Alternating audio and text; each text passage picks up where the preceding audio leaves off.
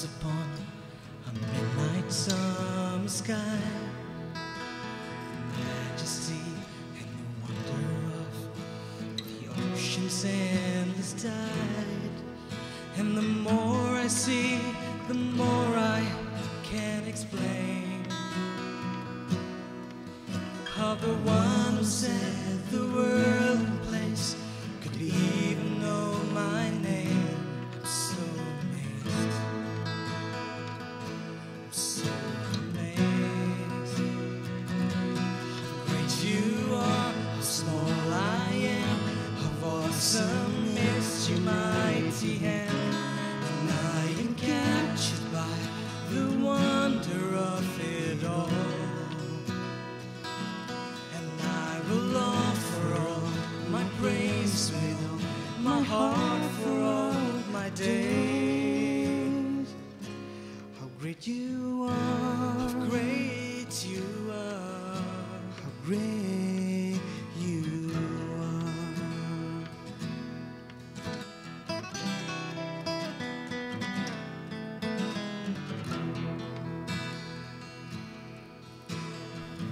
Million snowflakes gently falls, but two sing the same. The colors fill the canvas of the seasons as they change. And everywhere I look, I see your hand. Oh, you love someone like me, I could never understand. I'm so amazed. So amazed. How great you are, how small I am, how awesome is your mighty hand. And I am captured by the wonder of it all. And I will offer all my praise with all my heart for all my days. How great you are, how great you are, how great you are. How great you are, how small I am, how awesome is your mighty hand. And I am captured by the wonder of it all. And I will offer all my praise with all my heart for all my days. How great you are, how great you are, how great you are, how small I am, how awesome is your mighty hand. How great you are.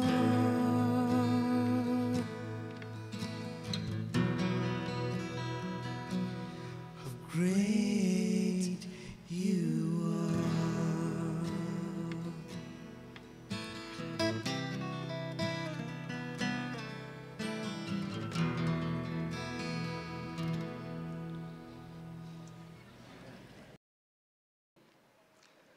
Redeem the time, because the days are evil. Wherefore, be ye not unwise, but understanding what the will of the Lord is. Some time ago, an interview was done with a new church members. Somebody asked the reason for joining the Seventh-day Adventist Church. And someone said, the reason of getting job. And another said, the reason of marriage alliance. And many others said, just because of the truth, they joined the church. And one particular person said, the Seventh-day Adventist Church starts in time and finish in time, the church service. I'll try to fulfill this man's desire and even some who are seated here. My dear believers, redeeming the time, whether we like it or not, time will keep on passing. Each minute is graciously given to us. Every single second is a precious pearl. We hear a lot of proverbs about time, such as time is gold, time and tide wait for none. Then procrastination is the thief of time, and many more. Time is also the heritage of every person, whether a king or a street sweeper, an astronomer or a truck driver, a businessman or an office clerk, an Indian or foreigner. Each of us has the same number of hours. Time is not partial. It does provide more time to one and less time to another. It gives the same 24 hours to each and everyone who born in this world. The time that is given to us in this world determines our fame, our capability, our future upliftment, and profitability, and so on. When we take in a Christian sense, the time that is used determines our eternal life in heaven. A famous author, Fenelon, said, "Time is given to us to prepare for eternity." A slogan which was written in a shop that attracted my attention. You also must have seen it. It reads, "Time is money. Don't waste it by bargaining." Yes, those who are involved in business and trade, they consider time as money. If time is wasted, money is wasted for them. What about for Christians? As someone said, time is souls. Don't lose it by battling. Today, we battle for many necessities and opportunities like food, clothing, shelter, profession, promotion. These all demand much of our day. Our work takes up the large percentage of our life. Being a good husband, wife, father or mother, employer or employee, this all requires time. But as Christians, we should have spiritual priorities first. How many days, how many hours in a month should we set aside for evangelism, discipleship, and the ministry of the church? What about caring for the poor, the orphans, the widows, as God's word commands? With all these tasks, how can we fulfill our temporal and spiritual duties? As a good steward, we must manage our time wisely.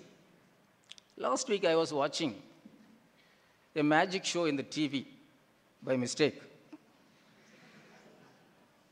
There, the magician stopped the clock for some time. Then after that, he made it run without touching the clock. All were happily clapping about that incident. With or without touching, anyone can stop the clock, but not the passing time. We can either save it as we save money in the bank. But one thing we can do is we can spend the time in a profitable manner. If we waste money, we can earn it back. If our health is lost, we can regain it, but not time. I remember a proverb in Tamil, "Anai kadanda vellam aludalum varadu." Water that overflows from the dam will not come back to the dam again. Likewise, the wasted time will never be regained at any cost. Today, many Christians, they proudly say, "I'm very busy, I have no time at all." But they have time to watch TVs, serials, time to take enough rest, time to talk vain things, time to sit in front of the computer unnecessarily.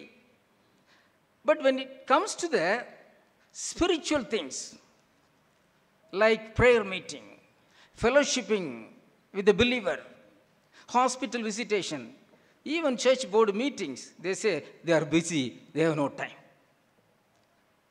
Once Napoleon Bonaparte said, a fool will say there is no time. If we say we have no time, we are the most pitiable planners, lacking self-evaluation and forethought.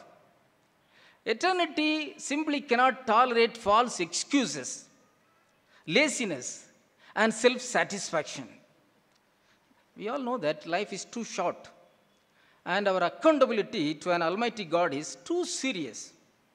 Though there may be several acceptable activities, our responsibility is to discover the best stewardship of life. God cares about how a person manages time. I'd like to bring a godly man who managed his time wisely, who is none other than Moses. We all know the story of Moses. He was considered as the greatest leader in the nation of Israel. It was through Moses a nation called Israel was formed. He led almost 20 lakhs of people from the bondage of Egypt to the land of freedom. Moses was able to do such a great things because he learned the importance of time and used it and spent it wisely. Let us see his prayer in Psalms 90 verse 12. Psalms 90 verse 12 teaches to number our days right, that we may gain a heart of wisdom. Moses says that unless we come to understand the shortness of life and place proper value on the time, we will never gain a wise heart. Nowadays we see everywhere a slogan that says, don't waste. The oil company tells, don't waste petrol. The water board announces, don't waste water. The EB proclaims, don't waste electricity. Above all, the Bible wants, don't waste time. Our lifespan in this world is so short, roughly 70 years. Therefore, the opportunities that is given to us are limited. We are born, we start school, we move away for college, we get a job, we get married, we have our own children, we have grandchildren, then we retire. What next? We die. I hope our retirees won't be offended. All these things should take place within our lifespan. We are here today and gone tomorrow. But those who are in Christ share with him all the riches of limitless time. The Bible tells a story of a man who wasted his time. His name is David. We know the story of David also. No one can question King David's place in history. He proved his ability to accomplish more in his lifetime than men dream of. He was born in the backwoods of Bethlehem. But before he died, he led the nation Israel in the time of national growth, accumulating himself for wealth, fame, we would have difficulty imagining. His name is mentioned 900 times in the Bible, more than anyone else except Jesus Christ. To this day, countless of birth certificates bear the name David. The same David who wasted his time and fell in sin. At the time of war, King David sent all his army men to fight with a group called Ammonites. But David remained in Jerusalem. He is supposed to be engaged in planning and executing the war. But he stayed at Jerusalem and relaxing. As it is said, idleness is the devil's workshop. 2 Samuel 11:2 says, one evening, David got up from his bed. Usually no one sleeps in the evening except sick people and old people. But here, being a king, during the wartime, he was sleeping. He was taking rest. As he was relaxing on the rooftop, he was attracted towards a bathing Bathsheba and committed adultery, then later on murder. As a result, he lost his sons. His wives were spoiled. We know the story. Another example, Samson. God has chosen Samson to deliver his people from the hands of Philistines. Whereas he spent his time in illegal activities with the enemy camp. We know the outcome of this. His eyes were plucked and he was full of shame. Sin and shame go together. God has brought us into this world with a purpose. Instead of fulfilling that purpose and engaging in other matters is a waste of time. One needs to be accountable to God during the judgment time. Take, for example, Lot's family. When God wanted to destroy Sodom and Gomorrah, he sent a telegraphic message to Lot's family.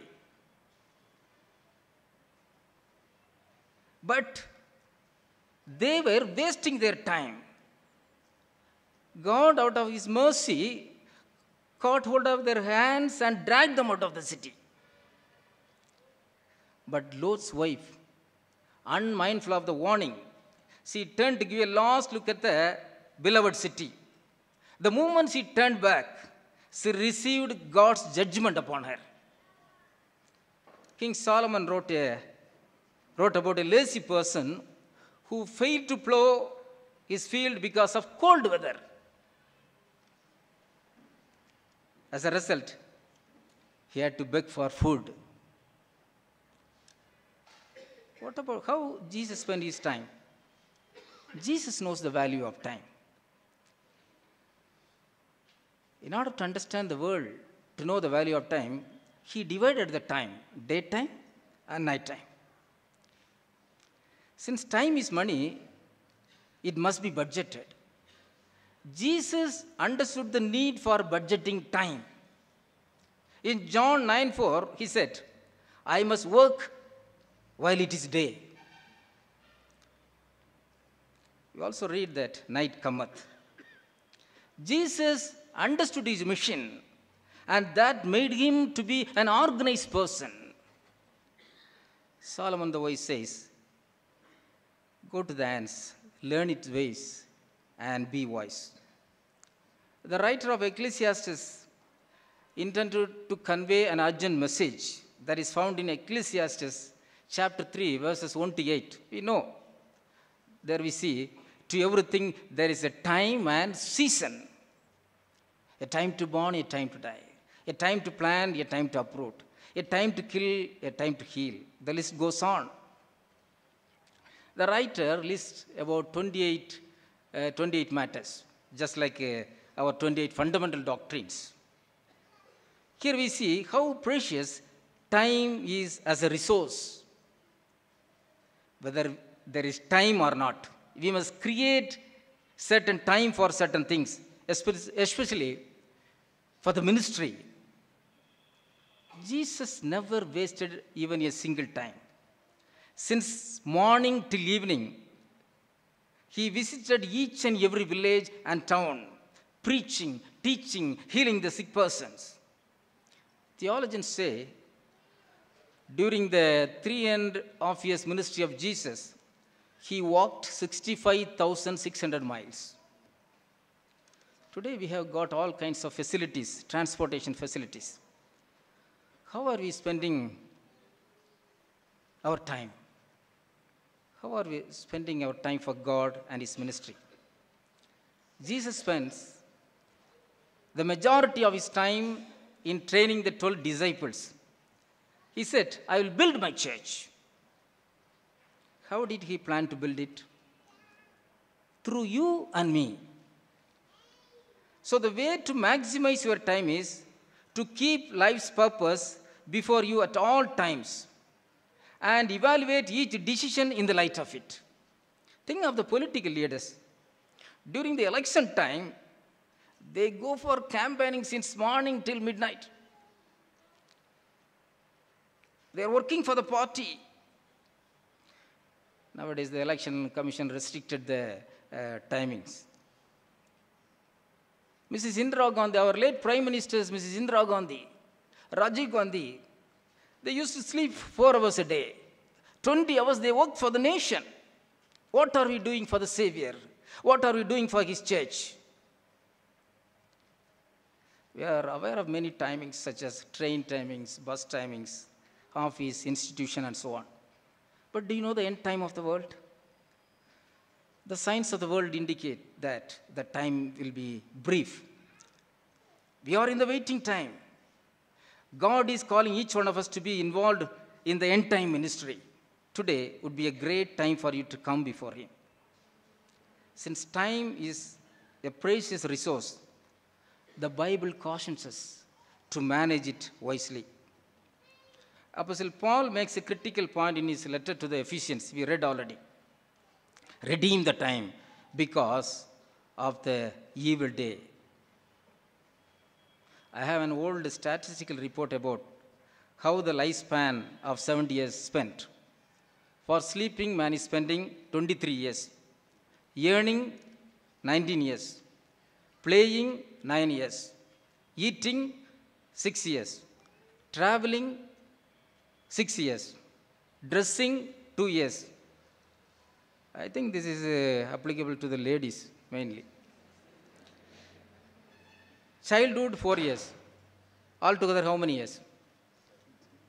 Any mathematician here? 69 years. Only 1 year remaining. And this year, man is seeking God. The details indicate here less time spent for seeking God. According to the tithing system, at least 7 years should be spent. Today, humanity is seeking anything and everything except God. What are we seeking for? The Bible says seeking God first makes you first. In order to seek the Lord, you will have to spend time. We all know the story of David Livingstone. He was a missionary to the continent of Africa. He trained the barbarians. He contributed towards geographical discoveries. He was buried in the Westminster Abbey, England, where royals used to be buried. During the funeral procession of David Livingstone, there was a huge crowd. All were paying their homage. But in the midst of the crowd, one man was bitterly crying. The man stood behind him, asked the reason for his cry. Then he said, I know David very well, David Livingstone very well. We come from the same place. We studied together. We ate together, sat together. But David Livingstone used his time in a profitable way, whereas I wasted my time. Today, the whole world is respecting David Livingstone, whereas no one is there to recognize me, even my family. There is a Tamil song which goes like this. Kalathin arumayai arindu vaalavidil kannir viduvaye. If you don't make use of your time wisely, you'll have to shed tears. I would like to tell my own experience. I joined Spicer College at the age of 17. When I came out of the college, I was 27. Please don't ask how old I am now. I still consider myself as 27.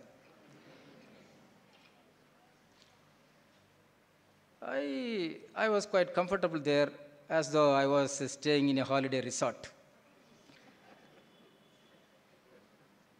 The persons who came with me and came later, they all graduated. Then I cried to the Lord. The Lord answered me and helped me to graduate. Then came to the field, I worked. Then I went to Germany as a missionary to work among the Tamil refugees. that was made possible by Pastor John, our division president. At this time, we must pray like Moses. Teach us to number our days. My dear church members, we know that we spend little time for the Savior. We are seeking anything and everything except God. But that should be changed. In order to change, we must take a good decision.